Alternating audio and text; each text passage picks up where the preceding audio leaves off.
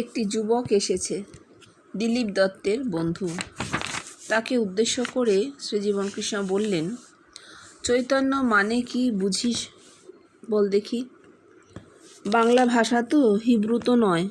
বল না, চৈতন্য মানে কি? আচ্ছা বল দেখি, তুই কে? কিছুক্ষণ পরে খুঁজে পাচ্ছিস না? আচ্ছা আমি কে? আমি কখন থাকবো না? যখন মরে যাব। তাহলে আমি কে হচ্ছে? আমার ভেতর থেকে যে আমাকে কথা বলাচ্ছে, যে আমার এই হাতটা নাড়াচ্ছে, সেই হচ্ছে আমি। এই রকম সবার মধ্যেই সেই আমি রয়েছে। একেই ওরা বলছে সর্বভূতে এক আত্মা। সকলের মধ্যে যে সেই এক আমি রয়েছে, তার প্রমাণ কি? তার একটা রূপ তো চাই, তবে তো প্রমাণ হবে। এই তো এরা সব বসে রয়েছে। এরা সকলেই আমাকে ভেতরে দেখে। শুধু এরা একা নয়, এদের বাড়ির ছেলে মেয়ে, বাপ মা, ভাই বোন সকলেই আমাকে দেখে। বেদে এই কথাই আছে। বেদ বলছে, তোর যদি ব্রহ্মত্ব লাভ হয়, তবে সকলেই তোকে তাদের অন্তরে দেখবে। তোকে তারাই জানাবে যে ওগো, আমরা তুমি হয়েছি। বেদ বলছে, তং স্ত্রী তং পুমানসি তং কুমারৌ তবা কুমারী তং জীর্ণদণ্ডে নু বঞ্চসি তং জাত ভবসি বিশ্বত মুখ। এ হচ্ছে এক দিক দিয়ে। আবার তুই সকলকে তোর ভেতরে দেখবি। সর্বভূতানি চ আত্মনি। বেদ বলছে, মানুষ ব্রহ্ম। তুই যে ব্রহ্ম হয়েছিস, এই চৈতন্য তোকে কে দেবে? জগতের মানুষ দেবে।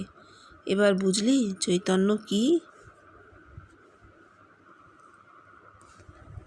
হ্যাঁ, মানে এই আমিটা কিন্তু অহং নয়, এটা বুঝতে হবে। সবাই তো বলে আমি করেছি, আমি গেছি, আমি খেয়েছি, আমরা সবাই বলি কথা এইভাবে। আমি বলছি তোমাকে শোনো, ফোন বলি না, সবাই এইভাবে কথা বলি। এখানে যে আমিটার কথা উনি বলছেন, সেটা অ্যাক্টিভ ভয়েসে নয়। এখানে যে আমিটা করাচ্ছে, আর কিন্তু অ্যাক্টিভ ভয়েস নেই। এই আমিটা জানে না, যে আমিটা দিয়ে আমি বলছি, আমি করছি, সেই আমিটা জানে না যে কাজটা হচ্ছে, তাকে দিয়ে করানো হচ্ছে, সেটা ভেতরে একটা অন্য আমি। সবাই নিজেকে আমি বলে, ভেতরে সেই আমিটা করিয়ে দিচ্ছে, কাজটা আমাকে দিয়ে করাচ্ছে, কথাটা বলাচ্ছে, যা কিছু হচ্ছে এই জীবনটাকে নিয়ে, শরীরটাকে নিয়ে, সেটা করাচ্ছে ভেতরের একটা আমি। আমরা বলবার সময় বলছি আমি, তো আসলে সেই আমিটাকে চিনতে পারা যাচ্ছে না। সেই আমিটাকে চেনা গেল কখন? যখন ভেতরে কাউকে দেখা হলো, কারোর একটা রূপ ফুটে উঠলো। স্বভাবতই তিনি যদি বাইরে জীবন্ত থাকেন, তাহলে কেউ সেটাকে নিজের আমি বলে চিনতে পারে না। অন্য মানুষের একটা রূপ দেখেছি, ভক্তি জাগবে, প্রেম জাগবে, তার কাছে স্থূল শরীরে চলে যাওয়ার ইচ্ছে জাগবে, এবং কিছুতেই বিশ্বাস হবে না যে এটা আমার সেই আমি, যে আমিটা ভেতরে বসে আমাকে দিয়ে সব করাচ্ছে। বিশ্বাস হবে না। যখন সেই মানুষটি বলছেন যে না, ওই যে আমাকে, ওই যে লোকটা দেখেছিস, তোর সেই আমির স্বরূপ। হ্যাঁ, আমার রূপে দেখেছিস, কারণ আমার বিকাশ হয়েছে, আমার মধ্যে ব্রহ্মত্বের বিকাশ হয়েছে, তাই জন্য আমার রূপটা দেখেছিস। কিন্তু ওটা তোর আমি, তাই ওই রূপটা দেখেছি। এই হচ্ছে চৈতন্য। সমস্ত মানুষের মধ্যে সেই এক, সেই আমি, সেটি তার চৈতন্য। এবার এই চৈতন্যকে ধরা যায় না, ছোঁয়া যায় না, বোঝা যায় না। দৈর্ঘ্য প্রস্থ উচ্চতা নেই কিনা।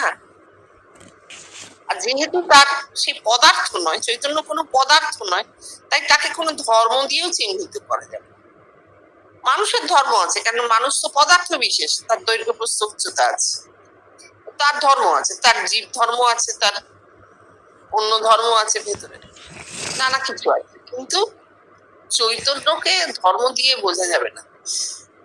চৈতন্য কি বোঝাতে গেলে বলতে হয় চৈতন্য এক, যা প্রত্যেকের মধ্যে ক্রিয়াশীল, কিন্তু আসলে সে এক, এইটুকু বলে শেষ করে দিতে হয়। এবার তাহলে প্রমাণ কি হবে? প্রমাণ স্বরূপ উনি বলেছেন তং স্ত্রী তং মানসী, এইটা। সেক্ষেত্রে কি হচ্ছে? প্রত্যেকটা মানুষ এসে বলছে আপনি আমি, আপনি আমি, আপনি আমি, আপনাকে আমি ভেতরে দেখেছি, আমার আমিটা আপনি, আমার আমিটা আপনি। এই প্রমাণ উনি পাচ্ছেন জগৎ থেকে।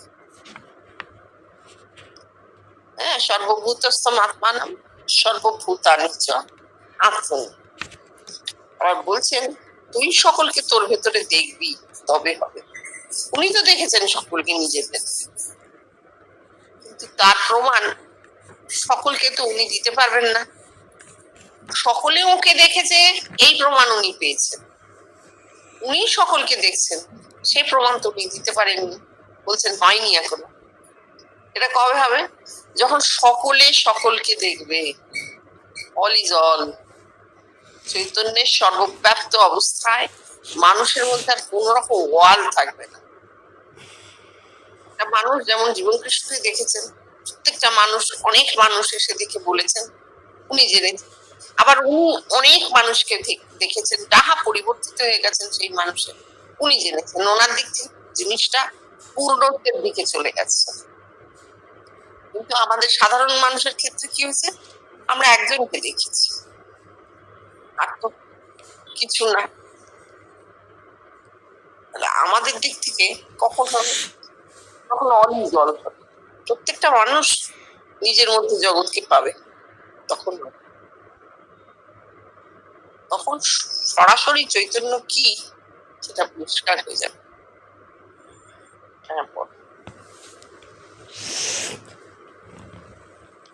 উৎপ্রেক্ষা নিয়েই ওরা জীবন কাটিয়ে গেল। কবির কাব্য ও বাস্তবের সঙ্গে তার সম্বন্ধ কতটুকু? আর এ কি মহাকাব্য বল দেখি? আমার জীবন কাটছে কি নিয়ে বল দেখি? সকলকে নিয়ে। এক একটি পা ফেলি এক একজন ফুটে ওঠে, অন্তরে আবার বাইরে।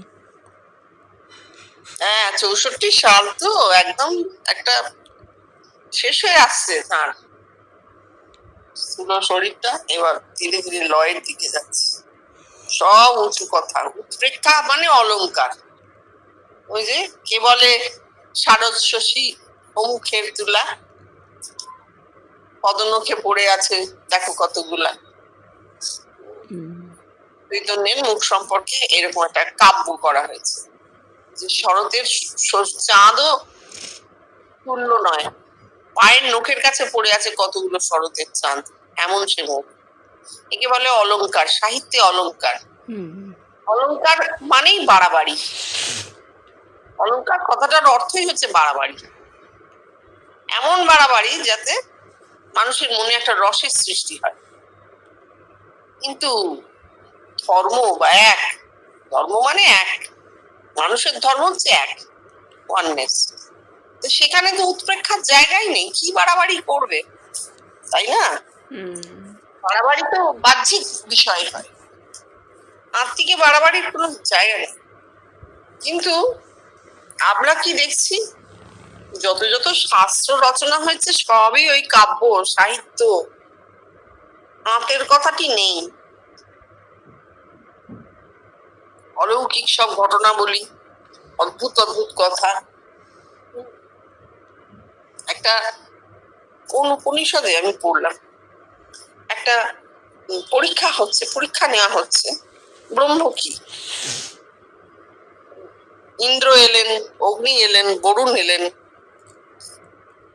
ব্রহ্মের ছদ্মবেশে একজন এসে দাঁড়িয়ে এক টুকরো খড় রাখলেন মাটিতে।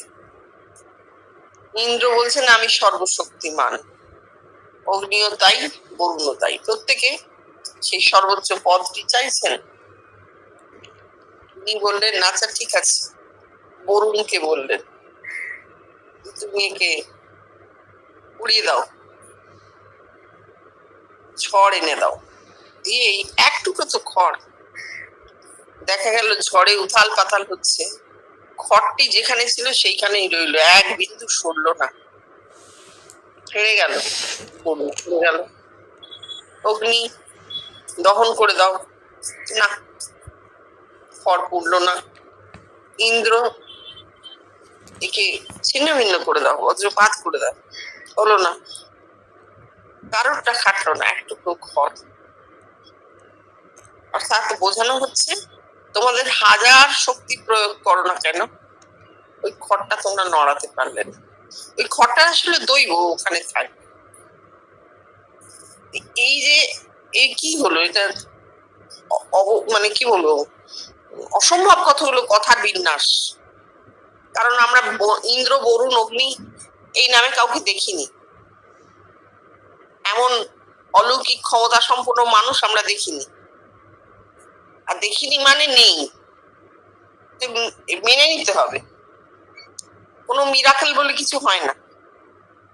দেখিনি মানে সে নেই। তাহলে এটা কি হয়েছে? সাহিত্য ছাড়া একে কি বলা যাবে? যে ব্রহ্ম এমন যে তিনি যদি একটা খড় কোথাও রেখে দেন তাহলে সেটাকে নাড়াবার শক্তি পর্যন্ত এই সমস্ত দেব দেবতার নেই। আদৌ ব্যাপারটা কি তাই? এই মহাকাব্য করে করে আর এই সাহিত্য করে করে কি হয়েছে, মূল যে ধর্ম, যে একদম আদৌ কথাটা, সেইটা বলা হয়নি, সেটা একদম বলা হয়নি। আমি তো একেবারে উপনিষদের গল্প বললাম, ওই জন্য রামায়ণ মহাভারত তো পুরাণ ছেড়ে দিলাম, পুরাণ ছেড়ে দিলাম। আর অন্যান্য ধর্মের কথাও তো যত কম বলা যায় ততই ভালো, কারণ আমরা পারসিক ধর্মটা জানি না, সেটা পুরনো, সনাতন ধর্মের মতোই অগ্নি পূজা করতেন তারা। পৃথিবীর পুরনো ধর্মগুলো নিয়ে আমাদের জানা নেই। আর নতুন যে ধর্মগুলো এই 3000, 2000, 1500 বছরের পুরনো, সে তো সংঘাতের ধর্ম। সে তো সংঘাত ছাড়া কিছু বলেনি, কিছু পায়নি তারা। কিন্তু আমরা যখন এত সনাতন ধর্মের কথা বলি, চারিদিকে এখন সনাতন কথাটা উঠেছে, সেই ধর্মেই বা কি আছে? আমরা বই থেকে কি পেয়েছি? কিচ্ছু পাইনি। এই জন্যই ঠাকুর বলেছেন, পাঁজিতে লেখা আছে জল, টিপলে এক ফোঁটাও পড়ে। শাস্ত্রে কিছু নেই, শাস্ত্রে খালি সাহিত্য আছে। এবার উনি বলছেন তাহলে ধর্মটা কি? তার কোনো সংজ্ঞা সেভাবে নেই তো। এই যে আমি কি বলবো বল, আমার জীবন কিভাবে কাটছে, সকলকে নিয়ে একটা করে পা ফেলছি আর একজন একজন ফুটে উঠছে, অন্তরে আবার বাইরে। তাহলে আগের থেকে যে কথাটা বলছিলাম এতদিন ধরে, সেই কথার প্রমাণ এইখানে পাওয়া যাচ্ছে, যে তিনি অন্তরেও দেখছেন, আবার বাইরের শরীরটা ডাহা ফুটে উঠছে, নিজের দেহটা অন্য দেহে পরিবর্তিত হয়ে যাচ্ছে। এটা একটা অদ্ভুত জিনিস তার হয়েছিল, যার রেফারেন্স কোনো শাস্ত্রে নেই, কোনো শাস্ত্রে নেই।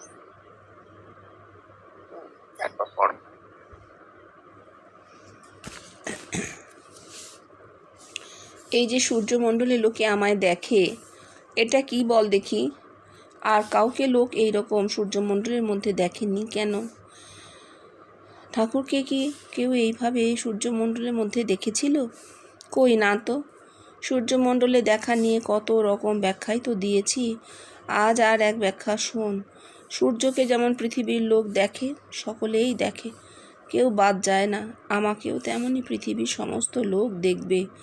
সূর্যমণ্ডলের মধ্যে আমাকে দেখিয়ে হয়তো এ কথাই বোঝাতে চাইছে যে পৃথিবীর সকলেই আমাকে দেখবে। পৃথিবীর লোক দেখবে, সূর্যমণ্ডল সবার মধ্যে আছে, তেজমণ্ডল। সূর্য দেখিয়ে জানান দেওয়া হয়েছে যে তোমার তেজমণ্ডল এরকম সার্কুলার একটি জায়গা তোমার ব্রেনে, আর সেখানে তুমি যা দেখছো তা শাশ্বত, চিরন্তন। কেন? কারণ সূর্য চিরন্তন। আমরা তো এই অবাক ঘটনাগুলো ভাবি না, প্রকৃতির অবাক বস্তুগুলো ভাবি না, সেটা হচ্ছে সূর্য চিরন্তন। এমন মানুষ আমি অন্তত দেখিনি যিনি বলেছেন, বা কোনো রেফারেন্স নেই কোনো বইতেও, যে তিনি সূর্য দেখেননি। একদিন সূর্য ওঠা বন্ধ হয়ে গিয়েছিল, একদিন আকাশে সূর্য ওঠেনি, পরের দিন আবার উঠেছে। এরকম ঘটনা মানে স্মরণকালের মধ্যে কেউ বলতে পারবে না কোথাও রেকর্ডেড আছে বলে। হ্যাঁ, এগুলোই তো অলৌকিক ঘটনা। সূর্য রোজ উঠছে রোজ অস্ত যাচ্ছে, ঠিক সূর্য যেরকম শাশ্বত চিরন্তন, সেই রকম মাথার তেজমণ্ডলের মধ্যে যাকে সূর্যমণ্ডল বলা হচ্ছে, যে রূপটা ফুটে উঠছে সেটাও শাশ্বত চিরন্তন। সব জায়গায় সবাই যেমন সূর্যকে দেখছে, দেশ কাল ধর্ম নির্বিশেষে, সেই রকম সকলে এই সূর্যমণ্ডলস্থ পুরুষকেও দেখবে। এটা উনি বলে গেলেন, ভবিষ্যৎবাণী করে গেলেন। দেখো আমরা তো প্রমাণ পাবো না, এর প্রমাণ কেউ দিতে পারে না। বাইরের সূর্যের তাও প্রমাণ আছে, লোকে হাসবে যদি তুমি লোককে জিজ্ঞেস করো, আচ্ছা আপনি সূর্য ওঠা দেখতে পান, আকাশে সূর্য উঠেছে বুঝতে পারেন, লোকে হাসবে। এই জন্য সেটা প্রমাণিত, কিন্তু আত্মিকে এই দেখা এর প্রমাণ কেউ দিতে পারবে না। জগৎ জুড়ে হচ্ছে এই পর্যন্ত, ইভলিউশন চলছে।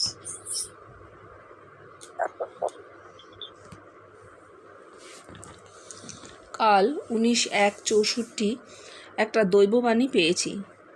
দেখছি একটা ছোট আমি আর একটা বড় আমি। ছোট আমি বলছি আমার সব ঝঞ্ঝাট চুকে গেছে। বিরাট আমি বলছি আমার কিন্তু সব ঝঞ্ঝাট চোখেনি। এর মানে কি বলতে পারিস? ছোট আমি হলো জীব চৈতন্য, আর বড় আমি হলো শিব চৈতন্য। এই জিনিসটা প্রায় 2 মাসের মধ্যে কেমন অদ্ভুতভাবে ডেভেলপ করেছে। তখন আমি পুরীতে দেখছি আমি যেন দুজন, একটা ছোট ইঙ্গিতে আধ হাত দেখিয়ে একটা ছোট আমি আর একটা বিরাট আমি। ছোট আমি যেন দূর থেকে কাতরভাবে আবদারের সুরে বলছে, ইচ্ছা মৃত্যু চেয়ে নে না। অনেকক্ষণ ধরে গজগজ করতে লাগলো। বিরাট আমি চুপ করে রইল, কোনো সাড়া শব্দ দিল না। এর 2 মাস পরে মাস 2 পরে তখন আমি শ্রীরামপুরে। এবার বড় আমি বলছে ছোট আমিকে, তোর চা খাওয়া আমি বন্ধ করব। এদেরকে তারপর বললুম দৈববাণীর কথা। দেখ রে, আমার চা খাওয়া বোধহয় বন্ধ হবে। হ্যাঁ রে বাবা, তোরা জানিস না হয়তো, এমন অসুখও হতে পারে যে আমার চা খাওয়া বন্ধ হয়ে যাবে। তারপর আবার দেখলুম কাল ছোট আমি বলছে আমার সব পাট চুকে গেছে। বড় আমি বিরাট আমি বলছে আমার কিন্তু সব পাট চোখেনি। দেখ 6 মাসের মধ্যে জিনিসটা কেমন ডেভেলপ করেছে। প্রথমে জীব বলছে শিবকে, কিন্তু শিব কেন রেসপন্স করছে না, অর্থাৎ তখন আনডেভেলপড। তারপর শিব বলছে জীবকে, তোর চা খাওয়া বন্ধ করব, কিন্তু জীব চুপচাপ, অর্থাৎ এখনও আনডেভেলপড। তারপর কেমন ডেভেলপ করেছে দেখ, জীব আর শিব দুজনেই কথা কইছে, অর্থাৎ 6 মাসের মধ্যে ব্রেনের সেল কেমন ডেভেলপ করেছে বেশ বুঝতে পেরে গেছি। হ্যাঁ, এই কথাটাই হচ্ছিল, যে আমিটা আমাকে দিয়ে সব করাচ্ছে সেই আমিটাকে ধরা যাচ্ছে না, কারণ সেটা শিব চৈতন্য। আর যে আমিটা বলছি এইবার রান্না করব, এইবার আজকে কি হবে ভাববো, দেখো বড্ড শরীরটা খারাপ করেছে, ডাক্তারকে দেখাতে যাব, এই আমিটা জীব চৈতন্য। এই দেহটুকু নিয়ে এসে চলছে ফিরছে এবং বলছে কথা, কিন্তু ভেতর থেকে শিব চৈতন্য যে বিরাট আমি, সেই করাচ্ছে আসলে, সেই নিয়মটা, সেই বসি, সেটা জানা যাচ্ছে না, সেটা এই আমি দিয়ে ধরা যায় না তাকে। ওনার ক্ষেত্রে এমন ডেভেলপ করেছে, উনি পরিষ্কার দুটো আমিকে দেখতে পাচ্ছেন। ছোট আমিটা বলছে ইচ্ছা মৃত্যু চেয়ে নে না, অর্থাৎ কাজ শেষ হয়ে গেলে লোকের মনে হয় আর বেঁচে থেকে কি হবে। জীব চৈতন্য বলছে, ওই যে বলছে আমার সব হয়ে গেছে। আর তারপরে যে যখন শিব চৈতন্য যখন কথা বলতে শুরু করছে, তখন সেই বলছে আমার কিন্তু সব পাঠ চোখে নেই। জীব চৈতন্য বলছে আমার সব হয়ে গেছে, আর শিব চৈতন্য বলছে আমার কিন্তু সব পাঠ চোখে নেই। তাহলে এই যে ব্যাপারটা, মানে ওর দেহ দিয়ে যা হবার হয়ে গেছে, আর কিছু হবার নেই। এইবার শিব চৈতন্য তো সর্বব্যাপ্ত, তার ইউনিভার্সাল ইগো, ইন্ডিভিজুয়াল ইগো নয় তো। ইউনিভার্সাল ইগোর কাজ কোনোদিনও শেষ হবে না তো। পরমাত্মা ক্রিয়াশীল। এইবার দেখো, এর মধ্যে একটা অদ্ভুত কথা আছে, সেটা হচ্ছে তোর চা খাওয়া আমি বন্ধ করব। ছোট আমিকে বলছে, বড় আমি বলছে ছোট আমিকে, তোর চা খাওয়া বন্ধ করবো। মানে তার পরমাত্মা তার জীবাত্মাকে বলছে চা খাওয়া কি হরিরস পান, হ্যাঁ, দ্বৈতবাদ বন্ধ করে দেবো, দুইয়ের কথা হবে না। কি অদ্ভুত। আর উনি যে বলছেন দুটোই খুব ডেভেলপ করেছে, 6 মাসের মধ্যে ব্রেন সেল কিরম ডেভেলপ করছে, এ তো ওর হয়েছে, আমাদের কারোর হয়নি। এটা নিয়ে আলোচনা বা চর্চা চলবে না, এটা শোনা যাবে, কিন্তু তার আগে পর্যন্ত যে আমরা নিজেরাও যেটা বুঝতে পারবো সেই কথাটা বলা হলো। জীব চৈতন্য এবং শিব চৈতন্য প্রত্যেকের মধ্যে সেই পরমাত্মা ক্রিয়াশীল, কিন্তু সেটা এই জীবাত্মা ধরতে পারে না। ঠিক আছে, তারপর পড়ো।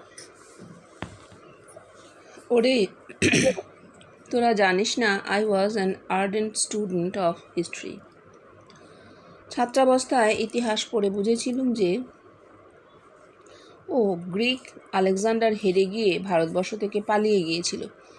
তোদেরকে বলেছি সে কথা, আর এতদিন পর একজন বিদেশির মুখে তার সমর্থন পাওয়া গেল। রাশিয়ার এক সামরিক বাহিনীর সর্বাধিনায়ক মার্শাল জুকভ ভারতবর্ষে এসে এক সৈন্য সমাবেশে ভারতীয় সৈন্যদের অভিনন্দন করে বলেছিলেন যে আপনারাই এই সব বীরের বংশধর যারা গ্রিক বীর আলেকজান্ডারকে পরাজিত করেছিলেন। আরও বলি, কলেজে পড়তে পড়তেই বইয়েতে ইংল্যান্ডের ইতিহাসে ভুল ধরেছিলাম। এটা আসলে তার অত্যন্ত রেশনাল ব্রেন ছিল, অত্যন্ত রেশনাল ব্রেন ছিল। তুমি বলো, রেশনালিটি ব্রেনে ওইভাবে না থাকলে এই মানুষটা তো নিজেকে প্রতিষ্ঠা করে দিয়েই যেতেন, তাই না? বড় বড় মঠ মিশন হয়ে যেত, যা ওর হয়েছিল। যদি প্রচার করতে পেরেতেন তো বিশাল ব্যাপার হয়ে যেত। ওই যে ব্রেনের রেশনালিটি এত তীব্র ভাবে ছিল যে ওইদিকে পাই বাড়ালেন না, পাদমেকং নগচ্ছান। সেই রেশনালিটি দিয়ে বলছেন কলেজেই ধরেছিলাম। আর ছাত্রাবস্থায় ইতিহাস পড়ে বুঝেছিলেন যে আলেকজান্ডার আসলে জেতেননি, হেরে গেছে। তাহলে সব ইতিহাস বইয়ে এত কথা কেন লেখা? পুরুকে নাকি আলেকজান্ডার বন্দি করেছিলেন, পুরু নাকি আলেকজান্ডারকে বলেছিলেন একজন রাজা আর একজন রাজার কাছ থেকে যে ব্যবহার আশা করে আমি তোমার থেকে সেই ব্যবহার আশা করি, তাতে আলেকজান্ডার তাকে ছেড়ে দিয়েছিলেন। এইগুলো গল্প কথা না, অবশ্যই আলেকজান্ডার হেরেছিলেন। তার প্রমাণ কি? তার প্রমাণ হচ্ছে আলেকজান্ডার বিতস্তা নদী পেরিয়ে আর এদিকে আসতে পারে। ঝিলাম নদীটা কোথায়? ভারতবর্ষে, আপাতত ভারতবর্ষের কতটুকু অংশ সেটা পাকিস্তান দিয়ে বয়ে গেছে, তার এই পাশটায় উনি আসতে পারেননি। পুরো রাজ্য কোথায় ছিল? হিমাচলের ওইদিকে। ঝিলাম পেরিয়ে হিমাচল কতটুকু তার এ পাশে আলেকজান্ডার আসতে পারেননি। মিথ্যে কতগুলো কথা লেখা আছে, গঙ্গা যমুনা দোয়াবে তিনি এসেছিলেন আবার ফিরে গেছেন, মিথ্যে। আসেননি তিনি, একদম আসেননি, আসতে পারেনি। ওইখানেই এত সৈন্যরা তার মার খেয়েছিল বিভিন্ন কারণে। তখন গ্রিক সৈন্য সাজানো হতো যে বুঝছো যে সাজানো হতো বর্গাকার বুঝছ। চক্রবুচ্ছ কাকে বলে তারা জানতো না। চক্রবুচ্ছ একেবারে ইন্ডিয়ান, ভারতবর্ষের নিজস্ব, গোল গোল গোল গোল করে ঘুরে একদম কেন্দ্রে রয়েছে নেতা, বড় সেনাপতি বা রাজা, তাকে ঘিরে ছোট ছোট ছোট ছোট চাকার মতন করে অদ্ভুত একটাই রেখা ঘুরে ঘুরে ঘুরে, সেই আমরা আগে খেলতাম না ওই নাড়িয়ে একটা চাকতি কেমন করে সেন্টারে আনবো বলগুলো, ওই হচ্ছে চক্রবুচ্ছ, সেন্টারে হচ্ছে রাজা, আর তাকে ঘিরে একদম চরকির মতন সৈন্য দল। চক্রবুচ্ছে কেউ যদি প্রবেশ করে তাকে কি করতে হবে? ওই ভেতরে গলি পথের মতন তৈরি করা রয়েছে, সৈন্যদলের মাঝখানে মাঝখানে এই দুদিকে সৈন্যদের সঙ্গে লড়তে লড়তে লড়তে লড়তে সে রাজাকে আক্রমণের জন্য একদম ভেতরে ঢুকে যাবে। এবার যেই সে ভেতরে ঢুকে গেল, সে তো ট্র্যাপড, সে আর বেরোতে পারবে না। তাকে ঘিরে ওই অত বড় সৈন্যদল, সে রাজাকে মারবে কি, তাকে রক্ষা করবে কি, তার সঙ্গে তার কেউ ঢুকতে পারেনি। এইটা আলেকজান্ডার জানতেন না, এটা গ্রিক সৈন্যবাহিনীর এই নলেজটা ছিলই না। এ তো ইতিহাস লিখবে না, এ আমাদের ডিডাকশন। গ্রিক সৈন্যরা বর্গাকার করত, স্কোয়ার স্কোয়ার গুচ্ছ রচনা করত। এই চক্রগুচ্ছ ইন্ডিয়ার নিজস্ব, আলেকজান্ডার এর মধ্যে একদম ট্র্যাপড হয়ে গিয়েছিলেন, তাকেই হেরে ফিরতে হয়েছিল। আর ওইসব গ্রিক ফিলোসফি, গ্রিক হিস্ট্রি, এগুলো যারা রচনা করেছেন তারা খুব বড় বড় পণ্ডিত, বিরাট বড় বড় পণ্ডিত। সত্যি কথা, গ্রিকদের মতন ইন্টেলেকচুয়াল ক্যাপাসিটি আমাদের তখনও প্রকাশিত হয়নি। তার ফলে তারা সব লিখতো, তো তারা লিখে গেছে। এবারে আলেকজান্ডারের সঙ্গে যারা এসছে তারা যখন লিখছেন, তারা কি আলেকজান্ডারের বিরুদ্ধে লিখবেন? তা কখনো হয়? কারণ তাকে বীর শৌর্য বীর্য মণ্ডিত একজন বিরাট পুরুষ করে তুলেছিলেন। আলেকজান্ডার তো নিজেকে অ্যাপোলোর অবতার মনে করতেন। তাহলে অদ্ভুত ব্যাপার। এইটা উনি হিস্ট্রি পড়ে ঠিক বুঝেছিলেন যে না না, যদি কেউ ভারতবর্ষে জিতেই ঢুকবে তাহলে সে ভেতরে ঢুকলো না কেন, ওই ওপার থেকে চলে গেল কেন, ঝিলামের ওপারে মানে উত্তরে বেরিয়ে গেল কেন, উত্তর পশ্চিম দিকে বেরিয়ে গেল কেন? সে ভারতবর্ষে তো ঢুকতেই পারলো না। কতটুকু ঢুকলো? আলেকজান্ডার তো কত পরে, তার আগে তো বুদ্ধের সময় যে ষোড়শ মহাজনপদ একদম মগধ পর্যন্ত নেমে এসছে, সে তো অনেক অনেক দূর। হিস্টোরিয়ানরা কি করলো, ও আলেকজান্ডার তো এসেছিল, বিশেষ করে ওয়েস্টার্ন হিস্টোরিয়ান যারা, তারা তো ভারতবর্ষকে অসভ্য দেশ বলে জানতো। তারা নানা রকম গল্প তৈরি করলো, নানা রকম অদ্ভুত অদ্ভুত কথা লিখতে শুরু করলো, আর বললো আলেকজান্ডার গঙ্গা যমুনা পর্যন্ত এসে একেবারে সাংঘাতিক যুদ্ধ করে তারপর ফিরে গেছিলেন, এত মানুষকে মেরেছিলেন, এত লুট করেছিলেন, যমুনা মথুরা টথুরা সব দেখি, যেগুলো একদম মিথ্যে, একদম মিথ্যে। হ্যাঁ ঠিক, তারপর পড়ো। বিলেতে কখনো কখনো রাস্তায় ছেলেরা দেখতে পেয়ে বলে উঠত, John John look here, a German is going. তখন আমার শরীর যে কিরকম ছিল তা কি বলবো। হ্যাঁ, খুব মানে সবল চেহারা ছিল, ওই যে জিমন্যাসিয়ামে যেতেন তো, অত শরীরের মানে কি বলবো, শরীরী কসরত করতেন, খুব ব্যায়াম করতেন, ব্যায়ামবীর ছিলেন বলা যায়, যার ফলে তার ওই কাঁধ পিঠ সব চওড়া গোছের ছিল। তা না হলে অত ধ্যান অত সমাধি কি হতো, শরীরটা ওরকম ভাবে তৈরি হয়েছিল। ঠিক ভারতীয়দের মতন এভারেজ শরীর না ছিল না। যৌগিক রূপলেখা ধর্ম ও অনুভূতি শুরু করি ছোট্ট নোটবুকে, পেন্সিল দিয়ে লিখতুম। তারপর মনে হলো আরে এ তো অনেক বড় হবে, পেন্সিল দিয়ে তো হবে না।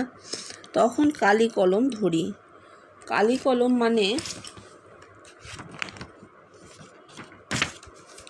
কলম মানে কি, ফাউন্টেন পেন নাকি? একটা নিব আর হোল্ডার কিনে তাই দিয়ে লেখা। তখন কি জানতুম কি লেখা হচ্ছে? জানলে কি আর লিখতে পারতুম?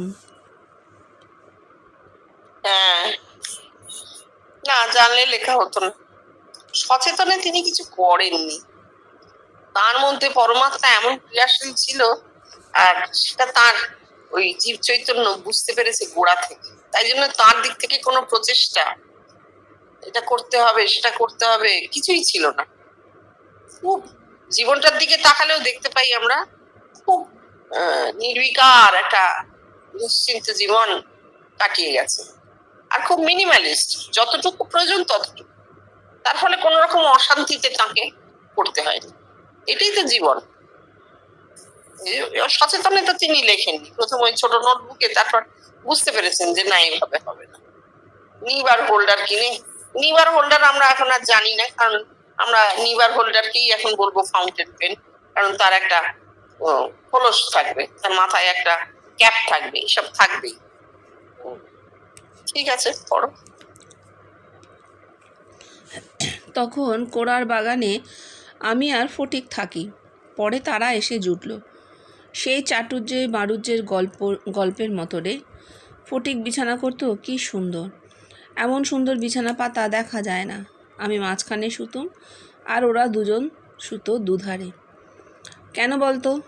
ধারে শোয়া যে কমফর্টেবল, আরামদায়ক। একদিন ভোর রাত্রে ঘুম ভেঙে গেছে। ভোর রাত্রিতে ওঠা যে অনেক দিনের অভ্যাস। তখন তারাও উঠে পড়েছে।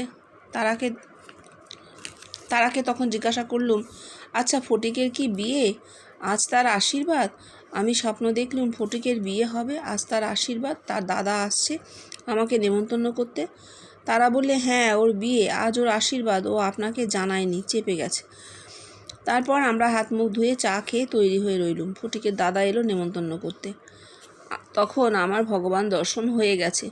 এই রকম কত দর্শনই হয়েছে সারা জীবন ভরে, কটা কথা তোদের বলবো, আর বলার ফুরসত কোথায়। এই চাটুর্যে বাড়ুজ্যে ফটিক আর তারা কিরম দেখো, দুজনে দুদিকে শুতো।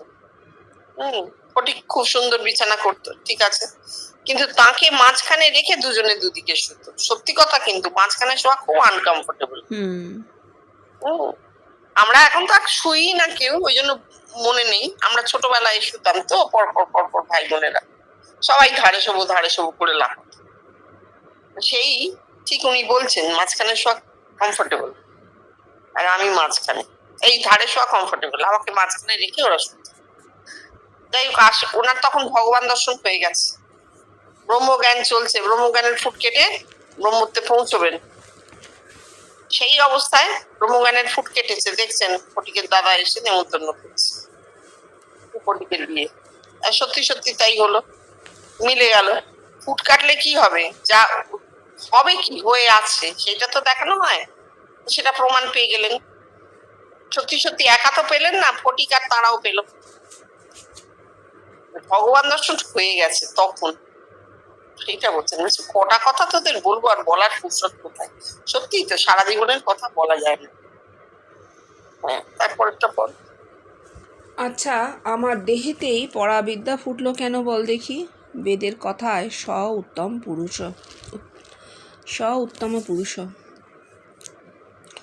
The best man in the midst of the human race. তুই বুঝতে পেরেছিস? শ্রীজীবন কৃষ্ণের শ্রী অঙ্গে পুলক, চোখে অশ্রু। এ কেষ্ট নয়, বিষ্টু নয়, মা শেতলাও নয়। The best man in the midst of the human race. এখন প্রশ্ন হচ্ছে যে, আমার হবার পর এসব হয়েছে, না জন্ম থেকেই হয়েছে? দুই সত্য। কেষ্ট নয়, বিষ্টু নয়, মা শীতলা নয়, অর্থাৎ কোনো কাল্পনিক মানুষ না। ধরা যাক কল্পনা নয়, ধরা যাক একজন মানুষ যিনি খুব বিখ্যাত পৃথিবীতে, ধার্মিক বলে। এমন অনেক মানুষ আছেন তো, এখনো আছেন, খুব বিখ্যাত। কিন্তু আমরা তো জানি যে তার এসব হয়নি, ফলে তিনি এইভাবে ইউটিউবে এখানে ওখানে প্রচারিত হতেন না, নিজেকে প্রচার করতেন না, মোটিভেশনাল টক দিতেন না বসে বসে, কখনো হতো না এই জিনিস। যার এই জিনিস হবে তার পরমাত্মা ক্রিয়াশীল হবে, তার জীব চৈতন্য কোনো কাজই করবে না। বসে বসে মোটিভেশনাল টক দেওয়া তো জীব চৈতন্যের কাজ। যার পরমাত্মা ক্রিয়াশীল তাকে কিছু করতেই হবে না, তিনি তার লিটল ফিঙ্গারটাও তুলবেন। তাহলে শুধু কাল্পনিক দেবদেবী নয়, কেষ্ট বিষ্টু সেতলে নয়, ধার্মিক বলে, মহাধার্মিক বলে এখনো যারা জগতে পরিচিত, তাদের কারোর মধ্যে এই জিনিস ঘটেনি। একটা অভূতপূর্ব ঘটনা, যেটা ওর দেহের মধ্যে হয়েছে। আমি ইচ্ছে করে নাম করছি না, ওর দেহের মধ্যে হয়েছে। এবং উনি আর নেই ও স্থূল দেহে, কোথাও কোনো প্রচার টোচারের ব্যাপারও নেই, ছবি অমুক তসুক কিছু নেই। তাহলে কি বোঝা গেল? যে এই মানুষটাকে নিয়ে হবে, এটা ঠিকই ছিল। এটা প্রকৃতির বিবর্তনে, প্রকৃতিতে ঘটেছে জিনিসটা। বলছেন এটা কি আমি হবার পর হলো, আমার যা হবার এটা কি দেহটা তৈরি হবার পর হলো নাকি আগে হয়েছে? বলছেন যুগপৎ। যুগপৎ কেন? আগে প্রচ্ছন্ন ছিল, হতোই, বিবর্তনে প্রচ্ছন্ন ছিল, পরে সেটা প্রকাশিত হলো,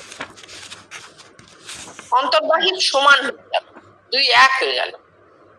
এটা একটা অনেক বড় জিনিস বলছেন উনি। এখনো মানুষ একে ধরার পর্যায়ে নেই, কারণ ওই যে বলছেন best man in the world, the এরেন of the world, the best man, শ্রেষ্ঠ মানুষ। এবার সেখানে তুমি তো আর ওই হাওড়ার গলিটার সেই ভদ্রলোক নন।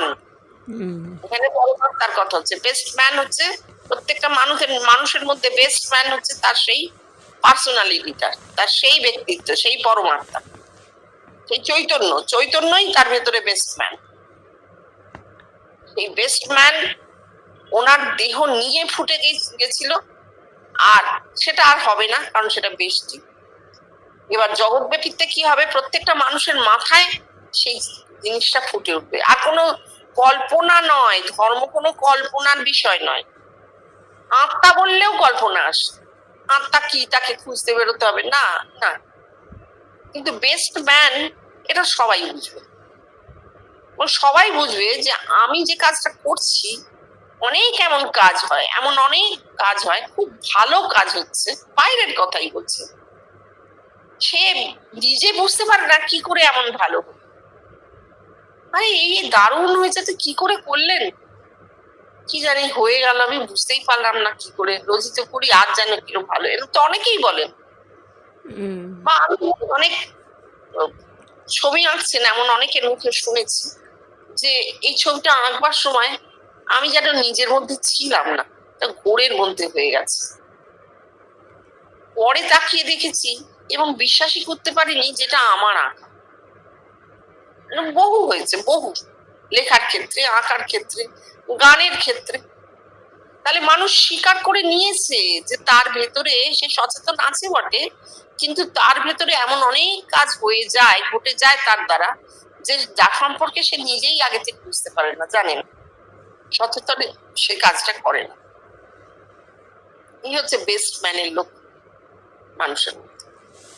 এই জিনিসটা যত বাড়বে, যত বিকশিত হবে, তত আমাদের জীবত্বটা কমে যাবে। ছোট জীবনের ছোট ছোট ক্ষুদ্র ক্ষুদ্র বিষয় আমাদেরকে আর বিরক্ত করবে না। আমাদের বাইরের ধর্ম পরিচিতি নিয়ে, ওটাকে তো রিলিজিয়ান পরিচিতি বলবো আমি। ধর্ম বলতে আমরা যা বুঝি, আর রিলিজিয়ান আর ধর্ম এক বস্তু নয়, সেটা আমরা জানি। রিলিজিয়ান ওয়েস্টার্ন ওয়ার্ল্ডের তৈরি করা একটা কয়েনেজ। রিলিজিয়ান বলতে তারা কি বোঝেন, তারা বোঝেন একটা সিস্টেম, একটা সিস্টেমের মধ্যে তোমাকে আটকে দেওয়া হবে। সমস্ত ধর্ম, বাইরের যে সমস্ত রিলিজিয়ান গুলো, তারা কি করে, তোমাকে একটা সিস্টেমে আটকে দেবে। এই সিস্টেম অনুযায়ী চলতেই হবে, তা না হলে তুমি সেই ধর্ম থেকে চ্যুত হয়ে গেলে, তুমি কি বলে ওরা বিষয়টা, সহি হলে না। সে তুমি খ্রিস্টান বলো, মুসলিম বলো, যে কোনো এই ধরনের রিলিজিয়ান হচ্ছে তাই, তোমাকে সিস্টেমটা ফলো করতে হবে। আর সেই সিস্টেম লেখা আছে কোথায়? একটা বইতে। এই যে রিজিডিটি যাকে ওরা রিলিজিয়ান বলছে, সেটা কখনো মানুষের ধর্ম হতে পারে না।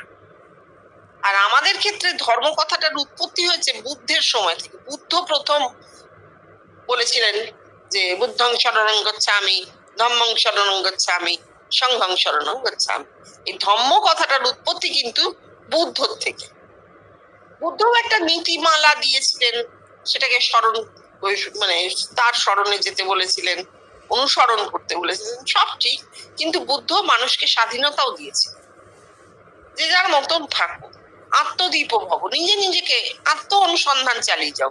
কারণ বুদ্ধ কোনো ভগবানের কথা বলেনি, কোনো কাল্পনিক লক্ষ্য, কাল্পনিক বস্তুকে তিনি চোখের সামনে আনেননি।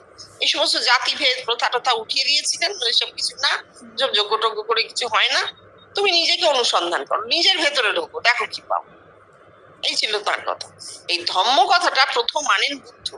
তিনি কিন্তু এই রিলিজিয়ানের বাংলা করেননি, কারণ তখন এরকম ইন্টারকন্টিনেন্টাল ল্যাঙ্গুয়েজ চলতো না, তখন ইংরেজির সৃষ্টিই হয়নি।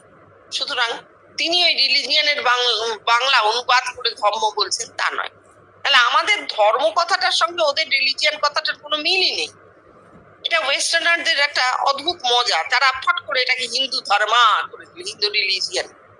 না না, হিন্দু একটা জাতির নাম। আর আমাদের ক্ষেত্রে ধর্ম কিন্তু একদম প্রপার্টি, বস্তুর ধর্ম থাকে। জলের ধর্ম থেকে চেনা যায় ওটা জল, কয়লার ধর্ম থেকে চেনা যায় ওটা কয়লা। ঠিক সেরকম মানুষের দেহের যে ধর্ম, তাই দিয়ে চেনা যায় যে এটা একটা মানুষ। আর তার অন্তর্নিহিত যে ধর্ম আছে তাকে বলা হচ্ছে চৈতন্য, কনসাসনেস। একমাত্র মানুষই সেই কনসাস প্রাণী যে নিজেকে নিজের দেহ ছাপিয়েও জানতে পারে, দেহাতীত হতে পারে, তাকে বলা হচ্ছে মানুষের ধর্ম। সেখানে কোনো অলৌকিকত্ব, কোনো দেব দেবী, কোনো কাল্পনিক ভগবান অবতার কিচ্ছু নেই, মানুষই আছে, বেস্ট ম্যান।